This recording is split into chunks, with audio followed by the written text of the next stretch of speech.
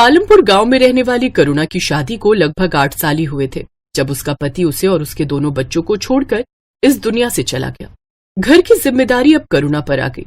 उसकी एक 8 साल की बेटी राधा और 6 साल का बेटा सुधीर था।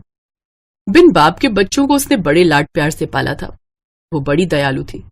उससे जितना बन पाता उससे वो गरीबों को कुछ न कुछ दान पुण्य करती रहती थी। वो लोगों के घरों में काम करके अपने दोनों बच्चों का पालन पोषण करती है।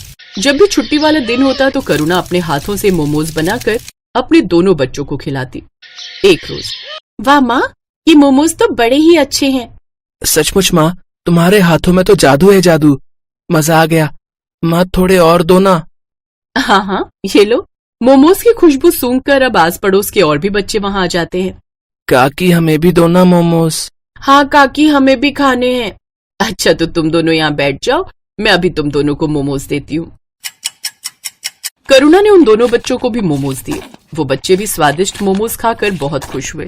फिर राधा बोली, माँ आप तो अपनी मोमोज की दुकान ही खोल लो, देखना खूब बिक्री होगी और थोड़ी दाम कम रखना तो देखना खूब सारे लोग आएंगे खाने।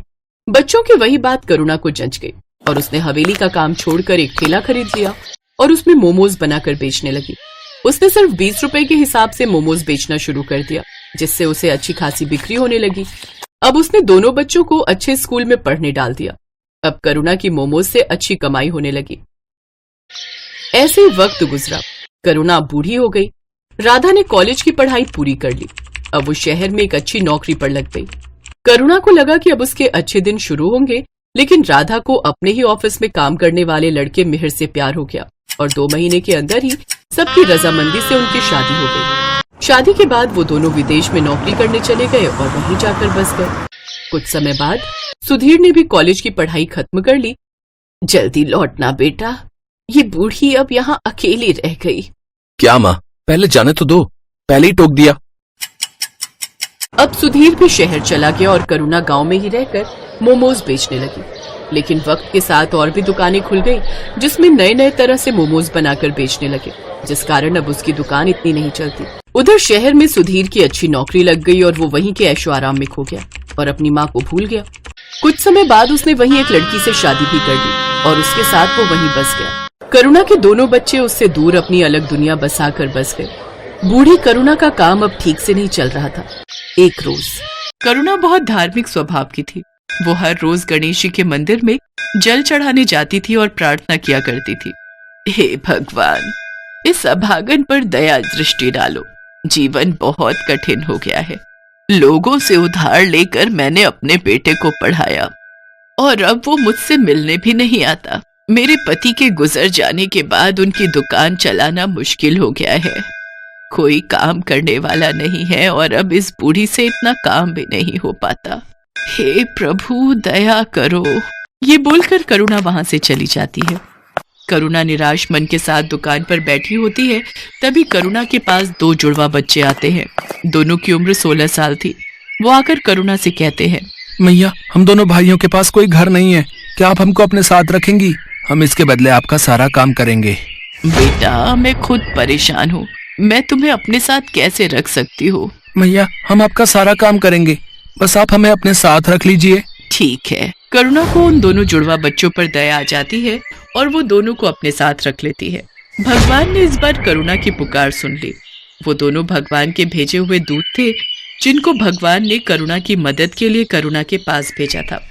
करुणा मोमोज का सामान बना रही होती है। माँ जी, ये काम आप हमें दे दीजिए, मोमोज हम बना लेंगे, आप जाकर आराम कीजिए। करुणा रसोई घर से बाहर आ जाती है।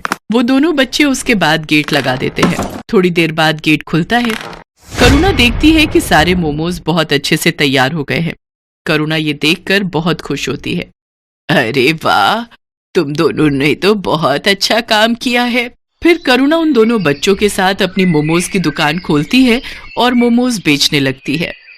आइए आइए, स्वादिष्ट और मजेदार मोमोज खाइए और अपने घर भी ले जाइए। आइए आइए। आज करुणा के मोमोज में से ऐसी खुशबू आ रही थी जैसी कभी नहीं आई।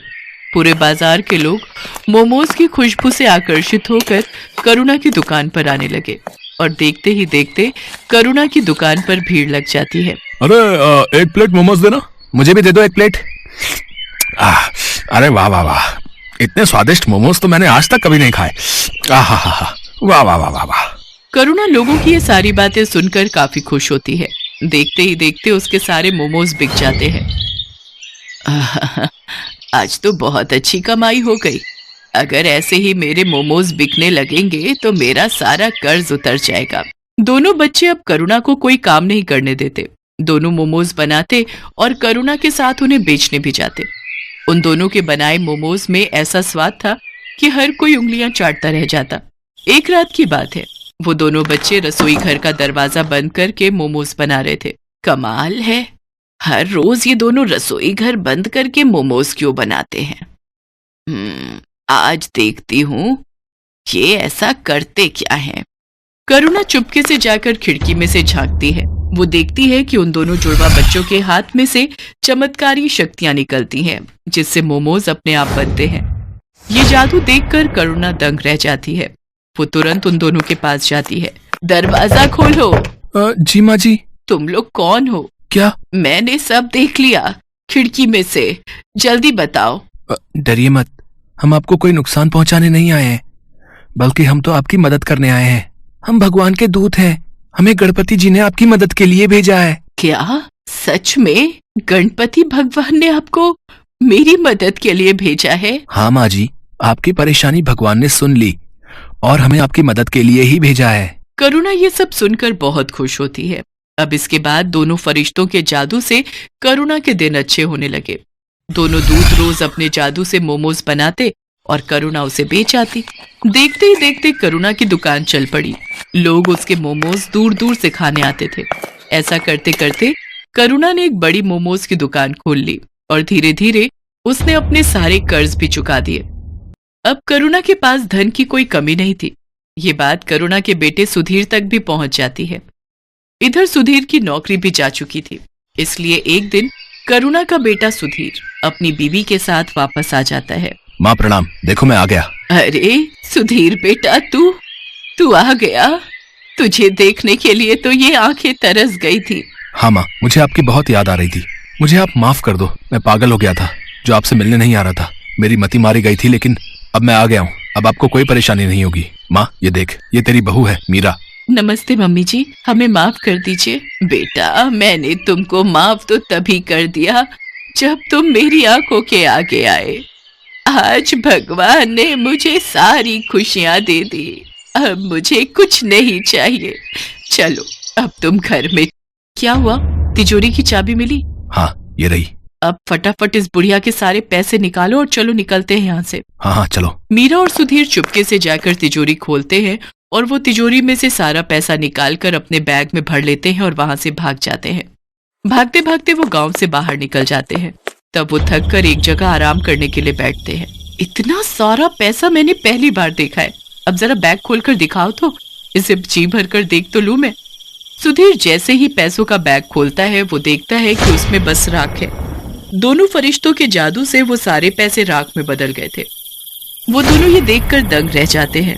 वो दोनों राख को टटोल टटोल कर देखते हैं, पर पैसों का नामो निशान नहीं होता। अरे पैसे कहाँ गए? यहीं तो रखे थे। हाँ, पैसे कहाँ गए समझ नहीं आ रहा है। तभी वहाँ पर दोनों जुड़वा बच्चे आ जाते हैं और वो दोनों सुधीर और मीरा पर जोर जोर से हंसने लगते हैं। अरे मूर्खो, कुछ नहीं मिलेगा उसमें। तुम्हारे मन में जब कालिक भरी है तो उसमें भी कालिक ही होगी ना। कैसी संतान है तू, अपनी माँ को लूटना चाहता है। तेरी माँ ने तेरे लिए इतना सब किया। ये जो मिला है ना तेरे को, ये तेरे कर्मों का फल है। और बिना माँ के तेरा जीवन भी इस राख के जैसा है, किसी भी कीमत का नहीं। अभी भी समय है, सुधर जा और जाकर अपनी माँ से माफी मांग ले। आप दोनों ने हमारी आंखें खोल दी। हम लोभ में अंधे हो गए थे। हम अब से ऐसी गलती नहीं करेंगे, हमें माफ कर दो। फिर मीरा और सुधीर अपनी माँ के पास वापस चले जाते हैं और उसे सब सच बताकर माफी मांग लेते हैं। करुणा भी उनको माफ कर देती है। मैं तुम्हारा शुक्रिया कैसे करूं समझ नहीं आ रहा है। तुमने मेरी इतनी मदद की, इसके लिए धन्यवाद। अब मुझे सब कुछ मिल गया है, मेरा बेटा, मेरी बहू, सब। इसकी कोई जरूरत नहीं है माता, हमने कुछ नहीं किया। ये सब कुछ भगवान ने कराया है। अब आपका जीवन अच्छा हो गया है, तो अब हमारा भी यहां से जाने का समय आ गया है। अब आप हमें जाने की अनुमति दें। ये बोलकर दोनों वहां से चले जाते हैं। अब करुणा का जीवन बहुत खुशहाल हो गया था। अब उसको किसी चीज की कमी नहीं थी। उसकी मोमोज की दुकान भी अच्छी चल रही थी। अब वो अपने बेटे और बहू के साथ अपना बाकी का जीवन खुशी खुशी बिताने लगती है।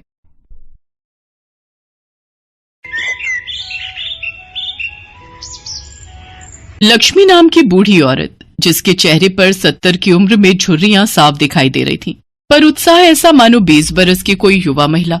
लक्ष्मी को पूरा राजपुर गांव लक्ष्मी बुआ के नाम से जानता था। लक्ष्मी ने अपना पूरा जीवन इसी गांव में बिताया और आज भी इस उम्र में वो मेहनत करके अपने अकेले की शरीर रूपी गाड़ी जीवन की पटरी पर चला रही है।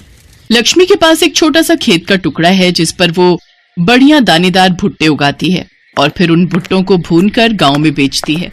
लक्ष्मी के भुट्टे पूरे राजपुर गांव में प्रसिद्ध हैं। जब लक्ष्मी अपने स्वादिष्ट भुट्टे लेकर गांव में निकलती है तो उसके भुने हुए भुट्टों की सुगंध से सभी गांव वाले आकर्षित हो जाते हैं और भुट्टे खाने के लिए लक्ष्मी के पास आ जाते हैं। अरे लक्ष्मी बुआ आ गई। मुझे पता था कि तुम आने वाली हो, इसीलिए मैं पहले ही गांव की सड़क पर खड़ा हो गया। तुम्हारे भुट्टों की खुशबू यहाँ तक आ रही थी ताई। जल्दी से एक गरम गरम भुट्टा सेक दो। हाँ हाँ, अभी देती हूँ। एक साथ 4-5 भून दूंगी और लोगों को भी आने दो। ठंडे भुट्टों में स्वाद नहीं आएगा, गरम गरम खाओगे तो अलग ही आनंद आता है। अरे लगता है मैं नींबू लाना भूल गई। ओहो, अब क्या करूं? तभी एक छोटा सा बच्चा जिसका नाम राजू था वो दौड़ता हुआ आता है। उसके हाथ में एक थैली थी। लक्ष्मी बुआ, ये लो नींबू। मुझे पता था आप घर पर भूल आए होंगे, मैं ले आया। अरे मेरा बच्चा, ओले मेरा लाल, तू मेरा कितना ख्याल रखता है। ये ले, एक बढ़िया गरम गरम भुट्टा तू भी खा ले। ले खा ले। लक्ष्मी इस दुनिया में बिल्कुल अकेली थी। राजू नाम का वो बच्चा लक्ष्मी के पड़ोस में ही रहता था। वो लक्ष्मी से बिल्कुल दादी की तरह प्यार करता था। लक्ष्मी भी राजू को बहुत प्यार करती थी।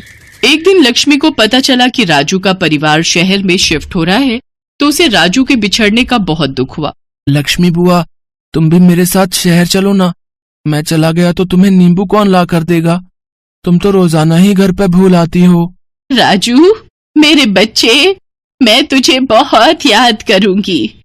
मैं तेरे साथ नहीं जा सकती बेटा, पर तू मुझे बहुत याद आएगा। तू मुझे मिलने आना, आएगा ना? हाँ लक्ष्मी बुआ, मैं तुम्हें मिलने जरूर आऊंगा। और फिर राजू अपने परिवार के साथ शहर चला गया। राजू के जाने के बाद लक्ष्मी को उसकी बहुत याद आती थी। जब वो भुट्टे का टोकरा लेकर घर से निकलती तो उसकी नजर नींबू की थैली पर जाती तो उसकी आंखों में आंसू आ जाते। वो नींबुओं की थैली अपनी टोकरी में रखती और राजू को खूब याद करती। लक्ष्मी बुआ, 2 भुट्टे दे दो। अरे आज तो तुम नींबू लेकर आई हो। अच्छा, वो राजू जो चला गया, वैसे वो कौन सा सगा पोता था तुम्हारा? एक ना एक दिन तो उसे जाना ही था। भले ही वो मेरा सगा पोता नहीं था, पर मुझे बहुत प्यारा था। उसके होने के एहसास से मुझे पोते की कमी महसूस नहीं होती थी। और एक बात ध्यान रखना, कुछ रिश्ते खून के नहीं होते, कुछ रिश्ते दिल से जुड़े होते हैं। हो सकता है राजू भी मुझे उतना ही याद करता हो जितना मैं उसे याद करती हूँ। लक्ष्मी की आंखों में एक बार फिर आंसू आ गए। ऐसे ही दिन महीने बीते और देखते ही देखते 15 साल बीत गए। लक्ष्मी रोजाना की तरह अपने भुट्टे बेचने गांव में निकली तो आज थोड़ा जल्दी में वो नींबू लाना भूल गई। अरे आज तो मैं नींबू की थैली घर पर ही भूल आई। अरे लक्ष्मी बुआ, नींबू के बिना भुट्टे का मजा नहीं आएगा। वैसे ये देखकर तो मुझे वो याद आ गया, जब तुम नींबू घर पर भूल आती थी तो वो छोटा सा राजू तुम्हारी थैली पकड़ता हुआ आ जाता था। हाँ मोहन, तू ठीक कह रहा है, पर राजू तो शहर में है। अब तो वो बहुत बड़ा हो गया होगा। आज तुम्हारी बातें सुनकर मुझे भी उसकी बहुत याद आ रही है। जैसे ही लक्ष्मी अपनी बूढ़ी आंखों से आंसू पोंछने लगती है, उसके सामने नींबू की थैली लिए एक बहुत ही सुंदर लंबा चौड़ा कद का लड़का खड़ा होता है। लक्ष्मी बुआ, आज तुम फिर अपनी थैली घर पर भूल आई ना? अगर मैं न लाता तो? कौन? राजू? लक्ष्मी बुआ, तुमने मुझे पहचान लिया। हाँ, मैं वही तुम्हारा बचपन का छोटा सा राजू। देखो अब मैं कितना बड़ा हो गया हूँ। राजू, मेरे बच्चे, मेरे लाल, तू कितना बड़ा हो गया। तू कब आया? सुबह ही तो आया और आते ही तुमसे मिलने घर गया, पर पता चला कि तुम तो भुट्टे बेचने निकल गई हो, इसलिए तुम्हारी थैली घर पर देखी तो वो मैं ले आया। लक्ष्मी बुआ, तुम कैसी हो? देख देख कैसी लग रही हूँ। वैसी ही जैसे पहले थी, मेरी प्यारी लक्ष्मी बुआ। और फिर राजू लक्ष्मी के गले से लग जाता है। राजू लक्ष्मी को अपने साथ शहर चलने के लिए मना ही लेता है। लक्ष्मी बुआ, अब मना मत करना, अब तो तुम्हारा राजू अपने पैरों पर खड़ा हो गया है, अच्छी नौकरी करने लगा है, इसलिए वो अपनी लक्ष्मी बुआ को अपने पास रख सकता है। प्लीज मेरे साथ चलो ना। तुमने बहुत गरीबी में दिन काट लिए, बहुत मेहनत कर ली, अकेले जिंदगी को बहुत जी लिया, अब अपने पोते के साथ जिंदगी जीने का वक्त है। लक्ष्मी बुआ, मुझे दादी का प्यार चाहिए, जिसके लिए मैं इतने साल तरसा हूं। तुम तो जानती हो, मेरे अपने दादा दादी तो बचपन में ही गुजर गए, मैंने तुम्हारे रूप में ही दादी को देखा है। लक्ष्मी बुआ, मेरे साथ चलो ना, अपने राजू को अपने लिए कुछ करने का मौका दो। राजू लक्ष्मी को अपने साथ लेकर शहर आ जाता है। जिंदगी के आखिरी पलों में लक्ष्मी ने वो देख लिया जिसकी उसने बरसों से कामना की थी। उसे पोते और बहू का सुख मिला। राजू के माता पिता लक्ष्मी की बहुत इज्जत करते हैं। सच, बहुत कम ऐसे लोग दुनिया में होते हैं जो इस तरह के रिश्तों को निभाते हैं, और ये रिश्ते ही तो सबसे अनमोल बन जाते हैं।